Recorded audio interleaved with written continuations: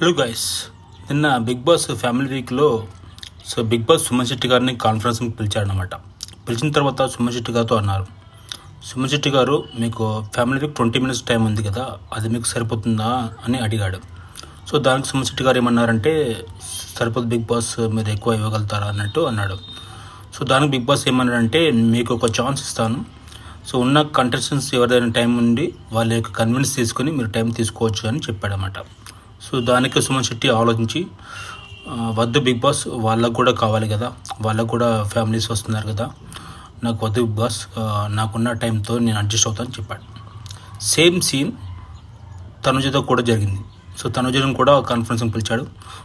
ఇక్కడ ఏంటంటే తనుజకు ఆల్రెడీ 60 minutes టైం ఉంది family week. Okay, same Bigg Boss మళ్ళీ అడిగాడు తనుజ నీకు 60 minutes టైం సరిపోతుందా, నీకు కావాలనుకుంటే మిగతా కంటెస్టెంట్స్ని కన్విన్స్ చేసుకుని టైం తీసుకోవచ్చు అని చెప్పాడు అనమాట. దానికి తనుజ ఏమైంది, ఇమీడియట్గా నాకు వద్దు సార్ అని చెప్పలేదు. ఇమీడియట్గా బయటకు వెళ్ళి కళ్యాణ్ అడిగింది అనమాట.